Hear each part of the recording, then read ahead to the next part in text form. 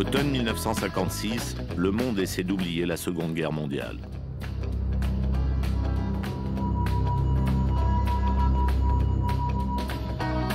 Pourtant, au Proche-Orient, une nouvelle crise vient d'éclater.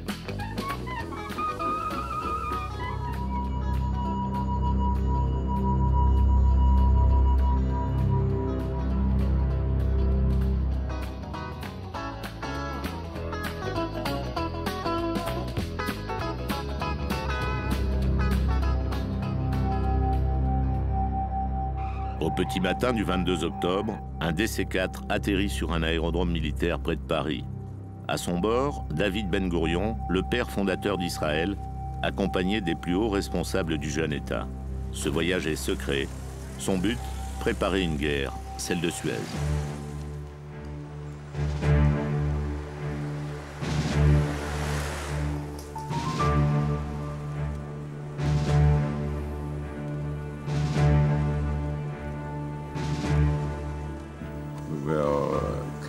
Nous étions serrés dans la voiture.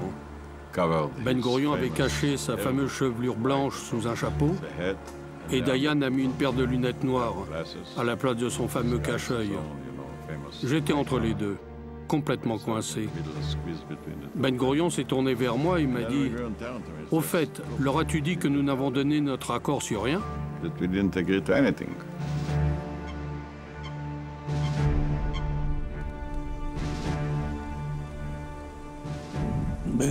Ben Gourion m'a demandé de tenir le journal. C'est dans cet esprit que je suis devenu le secrétaire de la délégation. J'étais l'homme qui écrivait les minutes. J'avais 27 ans, j'étais diplômé en histoire et j'étais parfaitement conscient que j'étais témoin de l'histoire et que c'est moi qui l'écrivais. Car les Israéliens et les Français se sont découverts un ennemi commun. Le président Gamal Abdel Nasser, qui vient de nationaliser le canal de Suez. Ensemble, ils vont élaborer un plan de guerre dans cette discrète villa de la banlieue parisienne.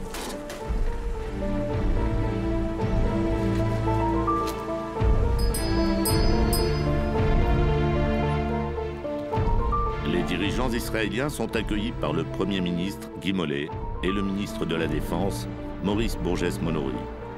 Il y a là aussi Christian Pineau, le ministre des Affaires étrangères. Les Anglais, également partie prenante, n'arriveront que le lendemain.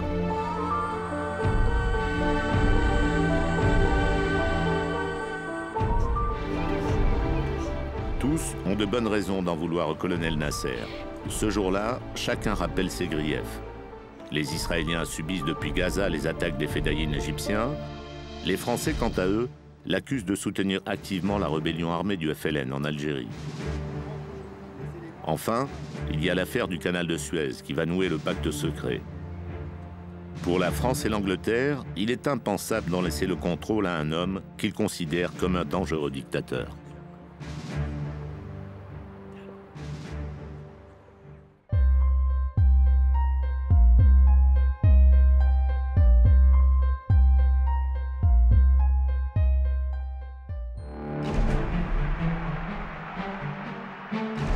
En 1952, le colonel Nasser est l'un des leaders du mouvement des officiers qui a renversé le roi Farouk. Sa popularité est au zénith. Il veut unifier le monde arabe à travers une grande fédération et promet au peuple égyptien une vie meilleure.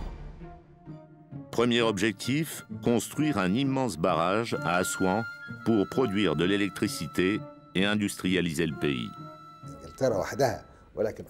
Tout le peuple égyptien regardait Gamal Nasser comme un vrai héros. Car ça faisait longtemps, une période très longue depuis les pharaons, qu'un vrai Égyptien n'avait pas gouverné l'Égypte.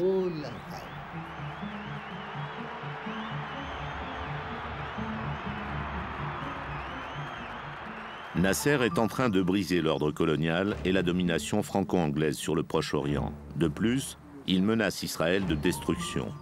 La première étape à Sèvres sera de convaincre Ben Gourion qu'ils ont tous une cause commune. Nasser inquiète aussi l'Occident. À la conférence de Bandung, il devient une figure du mouvement naissant des non-alignés. Il veut des armes et passe un accord avec Chou En-lai qui persuadera les Soviétiques d'offrir 200 millions de dollars en armement à l'Égypte.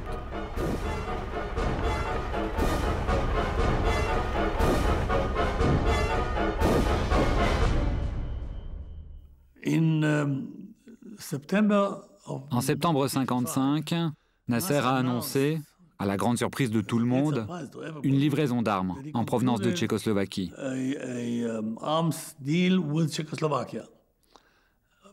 Mais il était clair que ces armes ne venaient pas de Tchécoslovaquie mais du RSS. Si Nasser recevait 150 MiG ou s'il avait eu 300 chars, ça aurait été un grand choc. Cela aurait créé une vraie motivation pour trouver l'opportunité, petit A, de retrouver un équilibre militaire, petit B, d'attaquer Nasser au plus tôt. Quand Nasser a pris la décision d'importer ces armes tchèques, Israël avait déjà attaqué plusieurs fois Gaza et tué des soldats égyptiens. Nous avons décidé de renforcer notre armée. Et c'est pour cela que nous avons importé ces armes. Il n'y avait aucune intention d'attaquer Israël ou de l'occuper. C'était juste pour nous défendre. Les Égyptiens ont alors bloqué le détroit de Tiran, la principale voie d'approvisionnement maritime vers le port d'Eilat en Israël. De plus, ils ont accentué leur soutien aux Fédayines. 400 Israéliens ont déjà été tués. Parallèlement, Nasser soutient les actions terroristes du FLN en Algérie.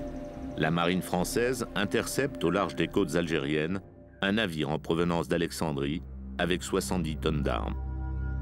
Il y avait une collusion entre Nasser et le FLN révolté contre la France. Il y avait un procès entre Nasser et la France, indubitablement. Je crois qu'il a été très grossi, très grandi, mais enfin, il y avait, en effet, que le pouvoir français fût se sentant en bisbille avec le colonel Nasser, ce n'est pas absurde.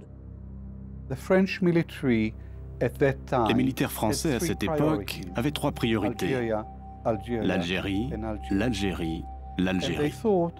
Et ils pensaient à tort que le principal soutien des rebelles algériens était l'Égypte. C'était faux. L'Égypte était juste l'un des soutiens de la rébellion, mais le soulèvement algérien était un vrai mouvement national contre le pouvoir colonial.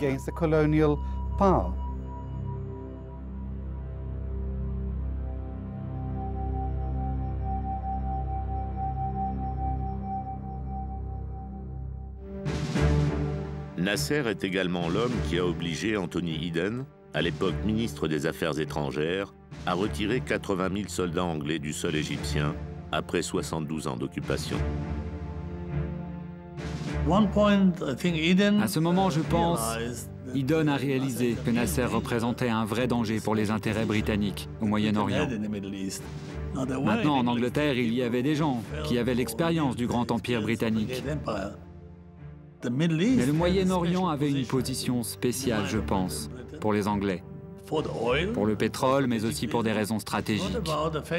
Et déjà en avril, Eden avait dit à un de ses assistants, « Si ce n'est pas lui, c'est moi. On doit se débarrasser de ce type. » Sur ce point, Eden est en désaccord avec son ami le président Eisenhower, qui voit en Nasser un élément contrôlable au Proche-Orient. La CIA l'a même aidé à prendre le pouvoir. En juin 1956, le grand rêve de Nasser, la construction du barrage d'Assouan, s'écroule. Les Américains ont promis un prêt de 400 millions de dollars, mais de connivence avec les Britanniques, ils prétendent que l'Égypte ne pourra pas rembourser cette dette et annulent lamentablement l'opération. La manière dont les Américains ont refusé le financement était très humiliante. Et il y avait un grand mécontentement dans le pays. Nasser a dit « je riposterai », mais personne ne savait comment. La riposte ne se fait pas attendre. Nasser a une formidable carte à jouer, le canal de Suez. Une voie de passage capitale pour l'Europe et le Commonwealth. 50% du pétrole destiné à l'Occident passe par là. Le canal est conjointement géré par les Anglais et les Français. C'est une affaire très rentable. Mais seuls 3% des revenus vont à l'Égypte. À Alexandrie, le 26 juillet 1956, sans en prévenir personne, Nasser annonce la nationalisation du canal et propose de racheter toutes les actions. Et l'argent tiré du canal ira désormais à la construction du barrage d'Assouan. Même aujourd'hui, j'aimerais écouter ce discours de mon père à Alexandrie, car c'est ce qui a uni les gens derrière lui. Gamal Abdel Nasser. Il a réalisé ce que toute l'Égypte attendait et espérait. C'était une rapine, d'une certaine façon. Et c'était une rapine de Nasser contre les Français et les Anglais qui avaient des intérêts considérables dans le canal de Suez et l'affaire de Suez, alors que c'était les Américains qui avaient fait un mauvais coup à Nasser en lui refusant le prêt. Donc il y avait des raisons pour lesquelles, pour justifier une mauvaise humeur profonde de Paris à l'égard d'Abdel Nasser.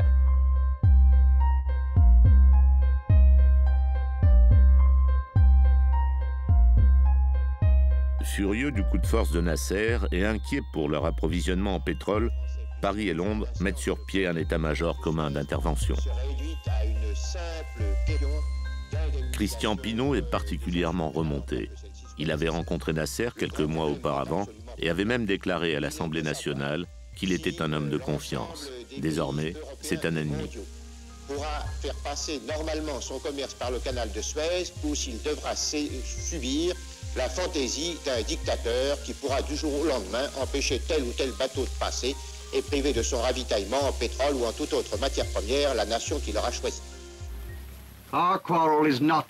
Nous n'avons pas de différend avec le peuple égyptien, ni avec le monde arabe, mais avec le colonel Nasser qui a prouvé qu'il n'était pas homme à respecter ses engagements.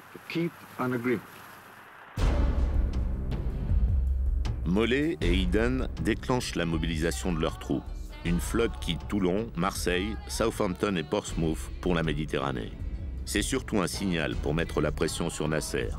Mais la mécanique militaire est enclenchée, elle sera ensuite difficile à arrêter. De Moscou, Khrouchtchev insiste pour qu'une solution pacifique soit trouvée. Mais pour Eden, c'est une affaire personnelle. La haine de Eden envers Nasser a vraiment commencé au moment de la nationalisation. Et je pense que cela l'a rendu particulièrement véhément à l'encontre de Nasser. C'est cela son échec.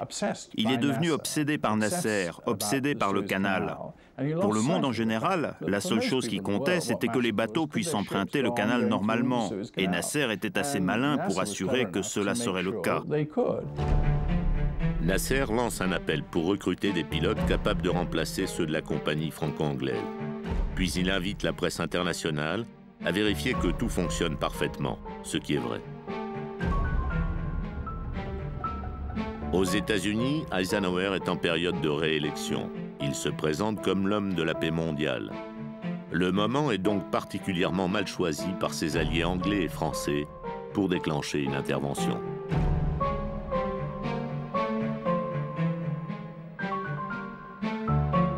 Eisenhower envoie son secrétaire d'État, John Foster Dulles, à Londres pour trouver un compromis. Dulles et les Britanniques organisent une conférence des usagers du canal. Ils se disent prêts à offrir le canal à l'Égypte, mais avec un comité de direction des usagers.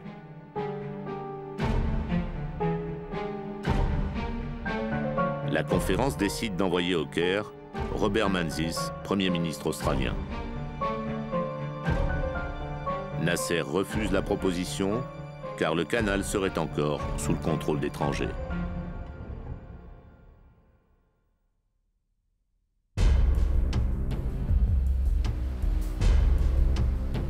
L'armada franco-anglaise se dirige vers les bases britanniques les plus proches de l'Égypte, à Malte et à Chypre.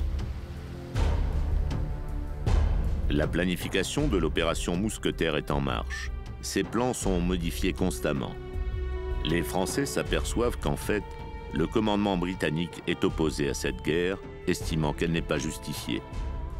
La flotte va rester au large de l'Égypte pendant 3 mois, avant qu'un autre plan, celui-là définitif, soit arrêté. Les hommes sont désœuvrés, le matériel commence à se dégrader. Le 12 octobre, Christian Pineau, son homologue Selwyn Lloyd et le ministre égyptien Mahmoud Fawzi recherchent parallèlement une solution diplomatique. Les Alliés décriront par la suite l'intransigeance de Nasser. À l'ONU, l'URSS déclare que l'Égypte est en droit de contrôler le canal. Foster Dulles ne prend pas position. De son côté, Eisenhower déclare que les États-Unis n'entreront pas en guerre, même pour soutenir leurs alliés, sauf si l'Amérique est elle-même menacée. Malgré cette prise de position, Eden croit que les États-Unis fermeront les yeux en cas d'attaque franco-anglaise contre Nasser. Le 16 octobre, Eden débarque à Paris. Il n'a pas de casus belli pour déclencher l'opération contre Nasser. Les Français vont le lui fournir. Si les Israéliens sont intégrés au plan et attaquent l'Égypte, la Grande-Bretagne et la France pourront se donner le rôle d'une force d'interposition et reprendre le contrôle du canal. Eden, poussé par Guy Mollet, décide donc de durcir sa position.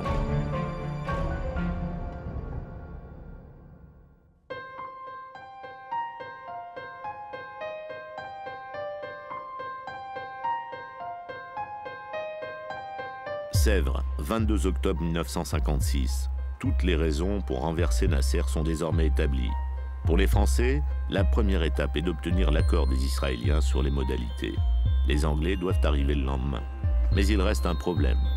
Les Anglais détestent les Israéliens qui ont utilisé le terrorisme contre eux en Palestine, et les Israéliens détestent les Anglais pour leur impérialisme. Quand nous sommes arrivés à Sèvres, il y avait seulement les Français. Et l'atmosphère était très amicale. Jusqu'à ce qu'au début, Ben Gourion dise « Je ne vais pas faire ce que vous voulez, à moins que vous acceptiez mes conditions. » Et il a demandé toutes sortes de choses. Ils ont essayé de le convaincre en disant que c'était les derniers instants et qu'il n'avait plus de temps. Mais malgré tout, l'atmosphère est restée très détendue, très amicale. À ce point de la discussion, on aurait pu penser que nous étions tous de la même nation. Ce qui était passionnant aussi, c'est l'équipe française. Ils venaient tous de la résistance. Christian Pineau avait été interné dans un camp de concentration. Borges Monouri avait été à la tête de la résistance. Ils avaient tous vécu des cassures, des défaites. Et ils étaient profondément résolus à ne pas subir de revers à nouveau. Vous pouviez le sentir, vous pouviez le voir. Mais quand dans la soirée, le Britannique Selwyn Lloyd est arrivé, l'atmosphère a été plombée. Il était clair que Selwyn Lloyd n'aimait pas l'idée du tout d'être ici. Il n'aimait pas non plus les rendez-vous avec Ben Gourion, il n'aimait pas du tout la politique d'Eden, mais par-dessus tout, il ne se sentait pas à sa place. Selwyn Lloyd était évidemment contre les Israéliens. Au début, il était favorable à la guerre, mais s'était rallié ensuite à la diplomatie. Il se retrouve à Sèvres en position de belligérant et il n'est plus d'accord. Selwyn Lloyd était glacial. Je pense que par nature, ce n'est pas un homme très chaleureux. C'est sans doute un très bon avocat, capable d'argumenter, mais il était venu là comme un vrai bloc de glace. Et il n'a pas fondu, et nous non plus. Les Français ont essayé de faire le lien entre nous autant qu'ils ont pu, et c'était une étrange rencontre au début.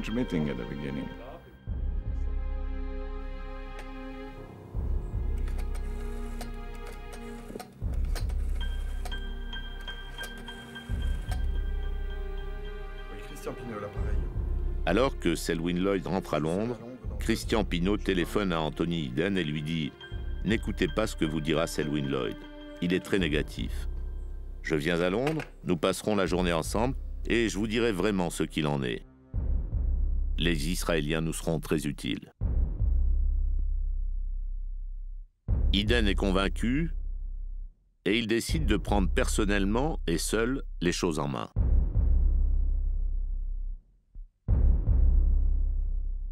Je pense qu'Israël lui fournissait un plan militaire qui lui convenait. Il aurait été très mécontent d'une invasion sans cause. Et l'idée qu'il avait à séparer les Israéliens et les Égyptiens, cela lui plaisait. Il n'était pas particulièrement acquis à la cause d'Israël. Il était plutôt proche des Arabes. Cela lui donnait un rôle de gardien de la paix qu'il appréciait. Et il pensait que cela se passerait passerait bien avec les Nations Unies. Et il croyait, mais c'était une énorme erreur, que tout cela resterait secret. Eden voulait une guerre qui n'existait pas. Une guerre où personne ne tuerait, ni ne serait tué.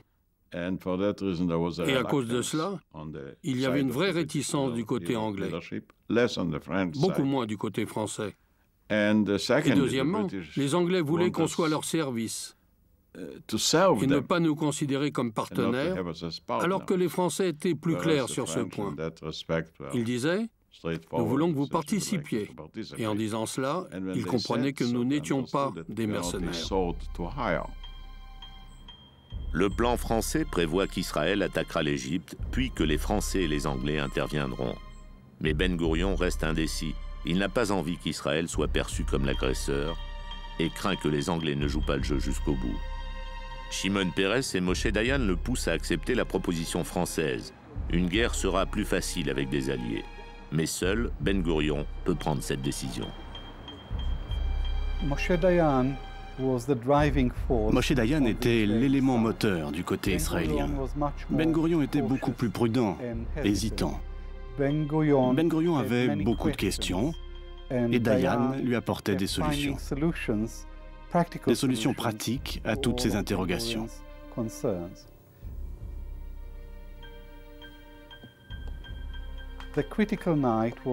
La nuit critique a été celle du 23 octobre. Ben Gourion devait prendre sa décision et lui seul pouvait le faire. Alors dans sa chambre, il a réfléchi. Il a tourné le problème dans tous les sens. Et il a noté une série de questions qui le préoccupaient. Et le lendemain, il a soumis ces questions à Peres et Dayan. Et Dayan a été lumineux. Il avait une réponse à chaque question.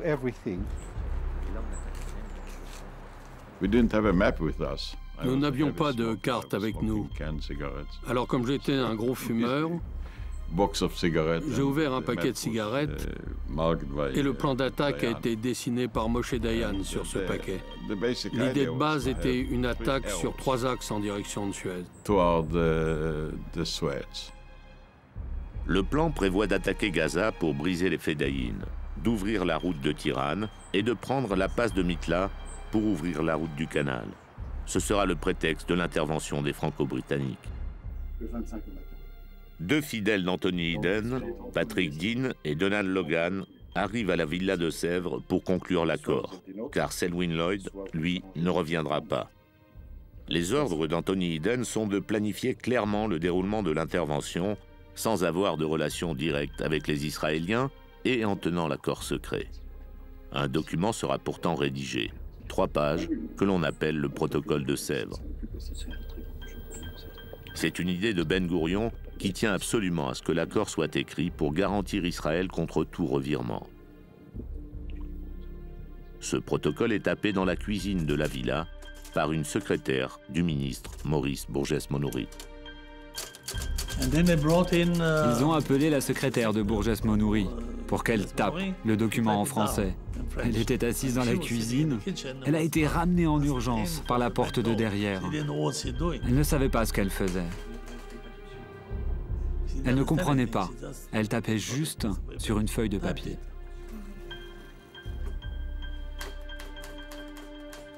Ce document n'a refait surface que 40 ans plus tard. C'est la seule preuve écrite de cette réunion secrète. En fait, au lieu de créer une seule armée, nous avons réalisé la coalition de 2 guerres, celle des Franco-Britanniques et la nôtre. Le protocole était supposé indiquer clairement qui ferait quoi. C'était un document qui engageait chaque participant de la réunion à réaliser ce qu'il avait accepté de faire. Le protocole de Sèvres montre le mensonge caché derrière les louvoiements et les dénis des Britanniques. Il prouve clairement qu'il y a bien eu une réunion et il annonce toute la suite des événements, très précisément. Ben Gourion ne cachait pas son plaisir d'avoir obtenu ce document.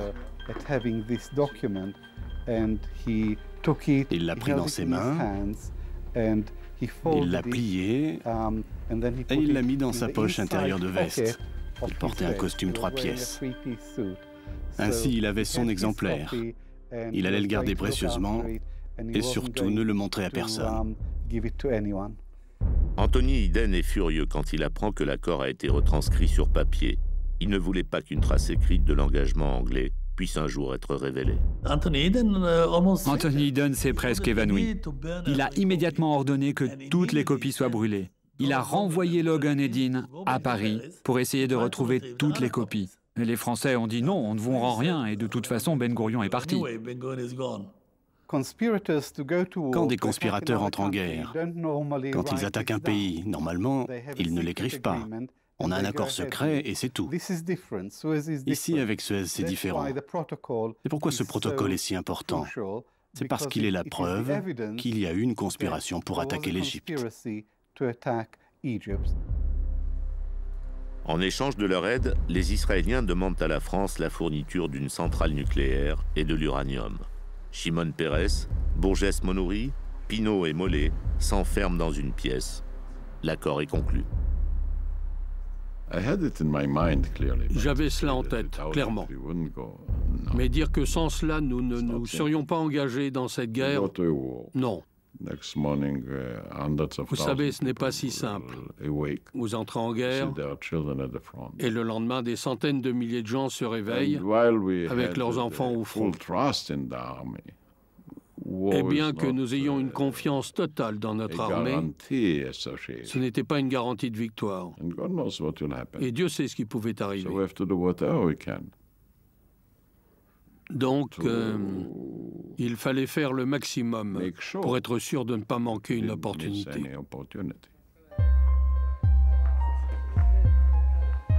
Les Anglais, participants récalcitrants, ont déjà quitté Sèvres. Avec l'assurance d'être du côté du droit, les Israéliens et les Français célèbrent la signature tripartite de l'accord.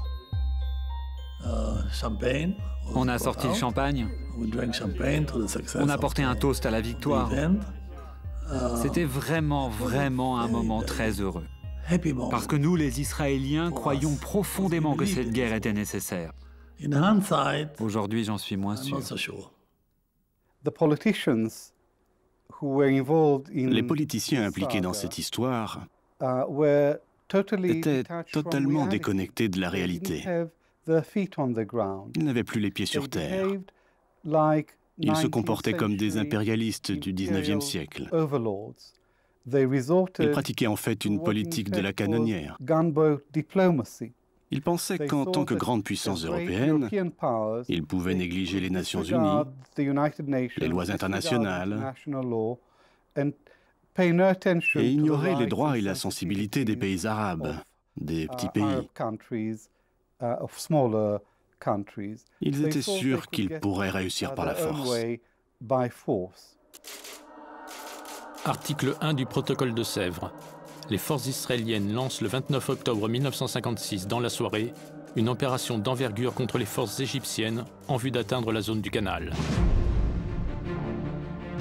5 jours après Sèvres, les forces israéliennes pénètrent en Égypte, suivant les flèches tracées par Moshe Dayan. À Miklapas, très proche du canal, Ariel Sharon rencontre une résistance imprévue.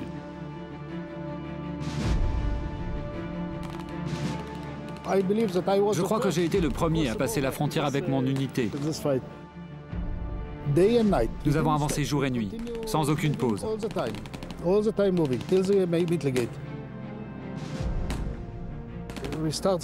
À Mitla, on a rencontré une grande résistance et on a fini la bataille la nuit.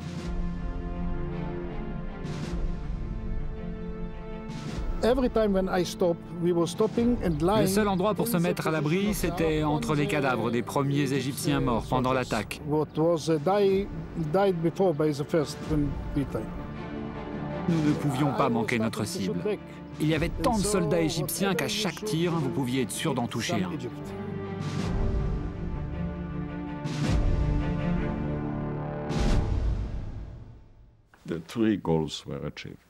Nous avons atteint nos 3 buts. La voie maritime de Tiran était à nouveau ouverte pour nos bateaux. Deuxièmement, nous avons détruit tous les QG des Fedayeen à Gaza. Et pour les années à venir, nous avons connu la période la plus tranquille de notre vie, sans aucune infiltration terroriste entre 56 et 67. Ces années ont été les meilleures de toute l'histoire de l'État d'Israël. Troisièmement, nous avons détruit l'armement égyptien moderne venu de Russie. Et ceci pour la première fois, alors que nous étions inférieurs en nombre et en armes. Et nous l'avons fait brillamment. Toute l'opération n'a duré que 100 heures.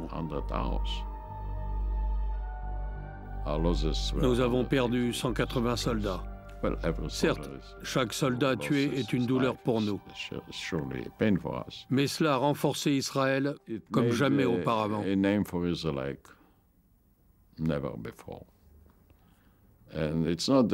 n'est pas ce qui nous autorise à être fiers, mais nous avions le sentiment d'avoir tenu nos promesses.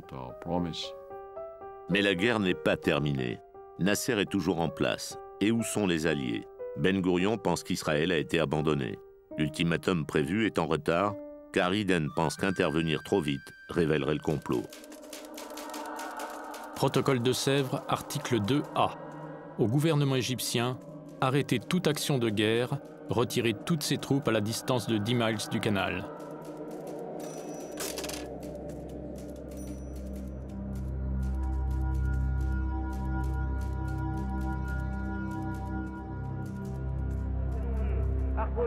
Comme prévu à Sèvres, Nasser refuse l'ultimatum et préfère engager les Égyptiens dans la guerre.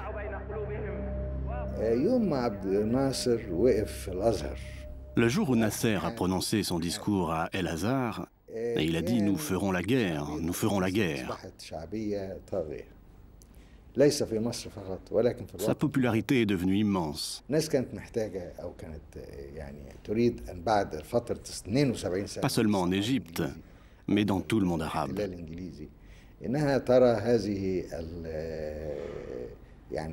Après 72 ans d'occupation britannique, les gens avaient besoin de retrouver toute leur dignité.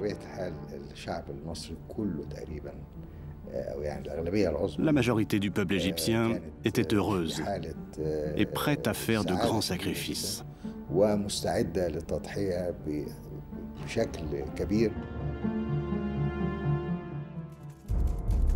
Article 2B.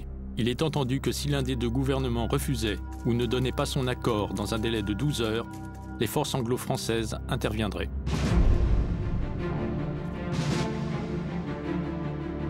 La Royal Air Force décolle de Chypre. C'est la première vague d'attaque. Les cibles, les aéroports militaires et toutes les forces aériennes égyptiennes susceptibles d'attaquer Israël. Mais les Britanniques ont perdu leur brio militaire. Ils manquent leur cible. Ce sont les Mystère 20 français de la seconde vague qui sont les plus efficaces. Entre-temps, Nasser a pu envoyer une partie de ses forces aériennes à l'abri dans le désert. L'agression a commencé par le bombardement de l'aéroport militaire d'Al-Mazar, qui était très proche de notre maison. On voyait les éclairs. Il fallait qu'on parte. C'est ce que les responsables de la sécurité nous disaient. Mais mon père a refusé de quitter le Caire, qui était une cible. Il disait « Nous faisons partie du peuple égyptien ». Le bombardement continue pendant 5 jours. 1300 sorties effectuées par les avions franco-britanniques, 3000 tonnes de bombes. L'équivalent d'une nuit de bombardement sur une ville allemande à la fin de la Seconde Guerre mondiale. Mais le débarquement, prévu immédiatement après, tarde étrangement. À Londres, le Premier ministre Eden est sous pression. Le pays est majoritairement opposé à la guerre. Des manifestations ont lieu dans les grandes villes.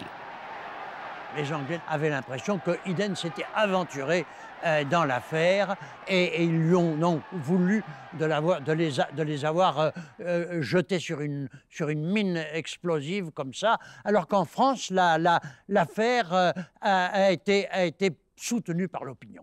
En France, il n'y a absolument aucun problème, enfin, dans l'opinion publique pris dans son ensemble. On était en guerre en Algérie, on faisait une expédition qui s'inscrivait parfaitement dans le cadre de la guerre d'Algérie. On était en guerre, hein, il faut bien, contrairement à l'Angleterre. Donc pour nous, il n'y avait absolument aucun problème. Et personne n'a eu d'état d'âme. Face aux émeutes, Eden essaie de renverser l'opinion publique en sa faveur. Il apparaît pour la première fois à la télévision pour justifier son action. Nous avons déjà connu cela, notamment avec Mussolini et Hitler pendant les années précédant la guerre. Ça vous paraît peut-être un peu dur, mais c'est justifié. Presque mot à mot, la même ligne de propagande est utilisée sans scrupule par les autorités françaises. Ne vous y trompez pas, ce n'est pas une réincarnation, ce n'est qu'une mauvaise imitation.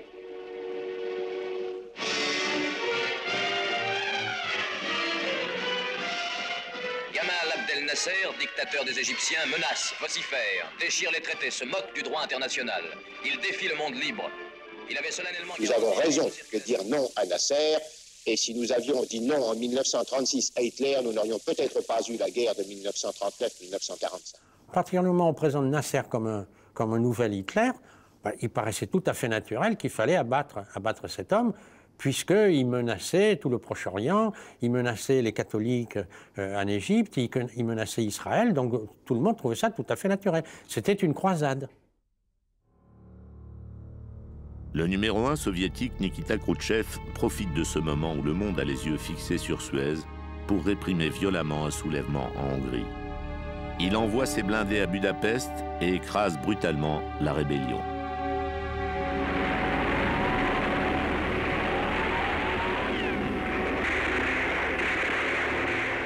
Ce qui m'a le plus frappé, c'est que les événements de Hongrie se sont produits au même moment. C'était un acte monstrueux de la part des Soviétiques. Je pense qu'à cause de cela, l'Union soviétique a pu durer 10 ans de plus. Et nous n'avons rien pu faire.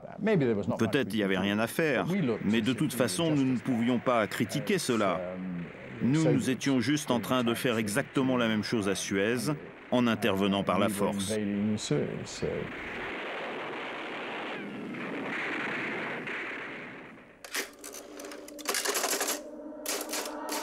Protocole de Sèvres, article 2C. Accepter l'occupation temporaire des positions clés sur le canal par les forces anglo-françaises pour garantir la liberté de transit sur le canal. Les parachutistes français et anglais embarquent à Chypre. Les Français doivent prendre Port Fouad sur le côté est du canal, les Anglais Port Saïd sur le côté ouest. Nous étions excités d'avoir été choisis pour cette mission, car rien de tel ne s'était passé depuis la Deuxième Guerre mondiale. Et d'ailleurs, rien de cette ampleur ne s'est passé depuis. L'armada franco-britannique se lance vers les côtes égyptiennes. 150 vaisseaux de toute taille, du croiseur jusqu'au porte-avions. Ils se dirigent droit devant, vers Port Fouad et Port Saïd, pour soutenir les paras déjà en action. L'avion, il n'arrêtait pas de faire comme ça. Par les petits hublots, nous, on était accrochés comme ça, on essayait de se tenir. Et on voyait les nuages noirs de la DCA. Et on n'avait qu'une hâte, c'était de partir. Parce qu'on se dit, en bas, on aura peut-être plus de chances de s'en sortir que dans l'avion. C'est une question de volonté. Vous savez, quand on atterrit sur la zone de saut, quand vous tirez dessus, avec des mortiers, avec des fusils, où il n'y a aucun endroit pour s'abriter, pour se mettre à couvert, ben on a simplement foncé vers ceux qui nous tiraient dessus. Très vite, les parachutistes français atteignent leurs objectifs à Port Fouad. La résistance est ici plus faible que de l'autre côté du canal, malgré quelques poches de résistance. Une tête de pont est ainsi sécurisée et les paras attendent le renfort des troupes de marine. Devant l'ONU, le conflit égyptien a des renversements de situation inattendus. C'est la première fois que l'on voit le délégué américain Cabot Lodge d'accord avec le délégué soviétique pour condamner une initiative franco-britannique. Le représentant de Nasser, fort de ses soutiens disparates, attaque violemment Israël, dont le délégué plaide la légitime défense. Quant à l'Angleterre et à la France, elles persistent dans leur résolution. Au même moment, Nasser coule 51 navires dans le canal. Les Anglais et les Français sont gênés. Leur action était justement censée garantir la circulation dans le canal de Suez.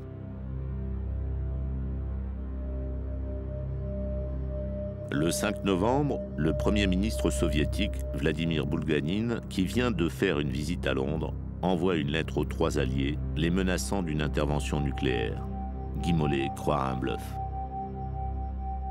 Je crois pouvoir dire que personne ne l'a pris au sérieux. L'idée que Boulganine et Khrouchtchev pourraient envoyer des bombes sur Paris et Londres pour sauver le colonel Nasser, franchement, ça n'a paru sérieux à personne. À l'aube du 6 novembre, un point d'appui est créé par les paras. La flotte est maintenant en face du canal, appuyée par une force aérienne importante. Le débarquement commence. Le débarquement sur Port Saïd a eu un petit peu les apparences, au moins au début, d'un débarquement de vive force, c'est-à-dire que j'ai été témoin d'une canonnade comme, je pense, depuis le débarquement en Normandie, personne n'en a vu, parce qu'il y avait des croiseurs, des destroyers anglais qui tiraient de toutes leurs pièces. Je voyais l'arrivée des coups, je voyais à terre les explosions des dépôts de carburant. C'était assez spectaculaire.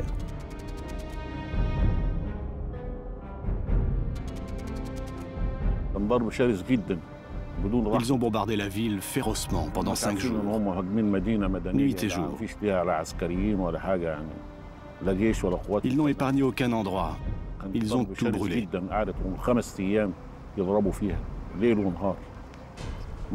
Ils lançaient du napalm sur les maisons, sur le littoral, et même sur les réserves de pétrole de Rassois.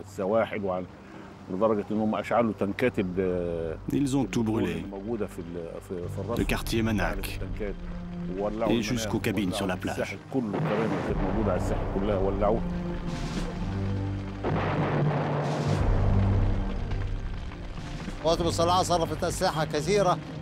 Les forces armées ont distribué de grandes quantités d'armes aux habitants de Port Saïd. Dans les armes qu'ils nous ont données, il y avait des mitrailleuses lourdes, des fusils automatiques et aussi des pistolets mitrailleurs. À chaque fois que des habitants apprenaient à la radio qu'un débarquement s'était effectué à tel ou tel endroit, ils se dirigeaient là pour résister. Les policiers y allaient aussi, et les militaires. Les militaires, ils ont enlevé leur uniforme et ils ont mis des vêtements civils pour résister avec les autres habitants. Parfois, des Port Saïd tombent aux mains des Français et des Anglais. Les premières critiques fusent. Pourquoi ont-ils attaqué seulement les Égyptiens? La collusion de Sèvres est presque démasquée. À l'ONU, pour la première fois, l'idée d'envoyer une force neutre pour remplacer les Français et les Anglais fait son chemin. Les casques bleus sont nés. Pour Eisenhower, c'est le jour des élections. À la suite de l'intervention sur Suez, il menace l'Angleterre de sanctions économiques, mais promet à Eden $1 milliard si l'attaque est stoppée. Les Américains avaient les moyens de casser la livre sterling, et sur ce là, c'est évidemment, pour un Premier ministre anglais, c'est une menace qui ne laisse pas indifférent. Par mesure de rétorsion, les pays arabes ont fermé le pipeline qui alimente l'Angleterre. Le pétrole est rationné. La livre sterling s'effondre. Sous la pression, Anthony Eden décide seul d'un cessez-le-feu sans prévenir ses alliés. Il a pris sa décision et après seulement il en a informé les Français. Mollet avait toutes les raisons de lui en vouloir, mais il est resté très courtois. Eden a laissé tomber les Français, il a laissé tomber les Israéliens et il a laissé tomber les Américains. Le 6 novembre, Eden se décide à appeler Guy Mollet. Les jeux sont faits. La BBC annonce l'arrêt des combats. Le général Massu est consterné. Les combattants n'arrivent pas à croire que les politiciens les aient laissés tomber. Le bilan des pertes est de 400 Égyptiens tués, 180 Israéliens, 16 Français et 16 Britanniques.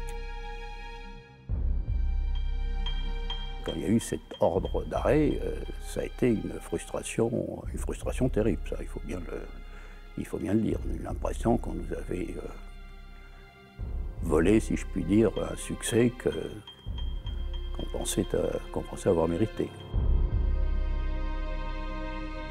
Pendant les jours qui vont suivre, la force d'occupation subit les tirs des snipers, les attentats, les enlèvements. Les soldats ne comprennent pas pourquoi ils n'ont pas pris possession du canal. Avec le recul, cette option militaire n'était pas très habile. Mais la stopper ainsi, c'était encore pire. Certaines unités restent le long du canal, comme pour forcer la main de leurs gouvernants. Les Français sont prêts à continuer vers le sud, mais les Anglais les bloquent. La plus au sud des positions occupées, El Cap n'est qu'à 35 km de Port Saïd, c'est-à-dire à moins d'un tiers de la longueur du canal. Une semaine plus tard, les premières troupes des Nations Unies arrivent en Égypte. Elles y resteront jusqu'en 1967, lorsque Nasser demandera leur retrait. C'est la première fois que les casques bleus sont déployés. Ils viennent d'Inde, de Colombie, de Yougoslavie, de Scandinavie et sont commandés par un expert du Proche-Orient, le général canadien Burns. Le travail de déblocage du canal commence. La Grande-Bretagne a même offert des bateaux et des engins spécialisés, mais Nasser a refusé. Juste avant Noël, les dernières troupes alliées quittent Port Saïd. Seul, Israël refuse de se retirer du Sinaï avant mars 1957. C'est vrai que ça a été une victoire militaire, c'est indéniable, personne ne peut dire le contraire, mais que diplomatiquement, ça a été un échec. Une fois de plus, on a replié notre drapeau, on a mis notre drapeau dans la poche et on est parti. Ce qui a fait que quand on est revenu en Algérie, malgré qu'on avait gagné, on était des perdants. Voilà. Et ça a renforcé le FLN, c'est-à-dire l'effort de libération nationale algérienne, dans leur combat et dans leurs aides, etc., etc. Il y a eu une telle déception. Si seulement nous avions eu l'autorisation de continuer, et quand je dis nous, je parle de toutes les forces anglo-françaises, nous aurions pris la totalité du canal, et qui sait, peut-être que l'histoire des 50 dernières années au Proche-Orient aurait été écrite d'une toute autre manière. À Sèvres, les politiciens qui ont conçu le pacte secret n'avaient certainement pas imaginé les conséquences de leur action. La géopolitique de la seconde moitié du XXe siècle en a été passablement modifiée. Ils ont ouvert une véritable boîte de Pandore. Pour les protagonistes du conflit, le résultat peut être mesuré en termes de gagnants et de perdants.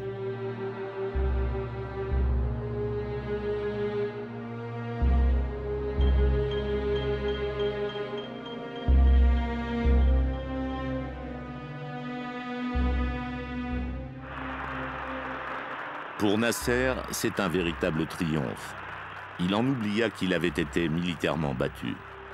Son aura dans le monde arabe et dans tout le tiers-monde est désormais incomparable.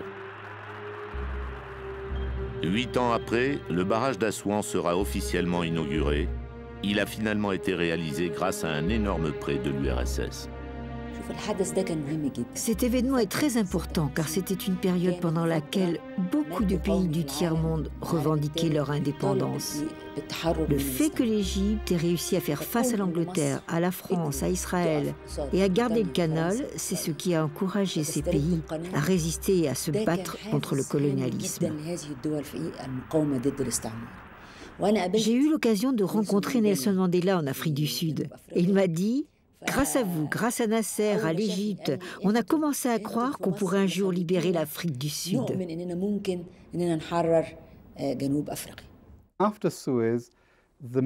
Après Suez, le Proche-Orient est devenu le théâtre de la compétition entre les États-Unis et l'Union soviétique. La Grande-Bretagne et la France ne comptaient plus vraiment. Israël a été profondément déçu par l'attitude de ses alliés franco-britanniques, mais elle est largement gagnante dans cette affaire. Un diplomate israélien m'a dit « Avant la guerre de Suez, nous étions comme un mendiant assis dans un trou et sur qui tout le monde tirait. Après la guerre, nous sommes devenus une puissance militaire régionale majeure avec laquelle il fallait compter. Donc le résultat de Suez, ça a été d'installer Israël comme une puissance importante. » Comme cela a été négocié par Shimon Peres à Sèvres, la France fournit en 1957 à Israël l'aide technologique nécessaire pour développer l'arme atomique. La Grande-Bretagne est le plus grand perdant. Eden eut beau mentir en prétendant qu'aucune entente n'avait été signée. Il est contraint à la démission. L'Angleterre mesurera par la suite l'étendue de sa dépendance vis-à-vis de l'Amérique. Après ça, aucun de nos premiers ministres ne prendra un point de vue hostile aux États-Unis. Le dialogue anglo-américain, les bonnes relations, les relations d'affaires, appelez ça comme vous voulez, deviendront le point essentiel de la politique étrangère britannique. Faire cavalier seul sera considéré comme une option vouée à l'échec. Pour les Anglais, ça a été vraiment une rupture historique. Vraiment, pour les Anglais, la coupure avec le monde arabe, l'ensemble golfe Persique et au-delà, l'ensemble du monde musulman, les Anglais ont terriblement perdu en l'affaire. Nous nous sommes passablement ridiculisés et en politique, dans les équilibres politiques français, il y a eu une rupture entre l'armée et le pouvoir qui a abouti plus tard au putsch d'Alger, à l'OAS. Donc pour la France, les conséquences sont graves à l'intérieur. Pour l'Angleterre, les conséquences sont très graves à l'extérieur. C'est, d'une certaine façon, la fin de l'Empire britannique.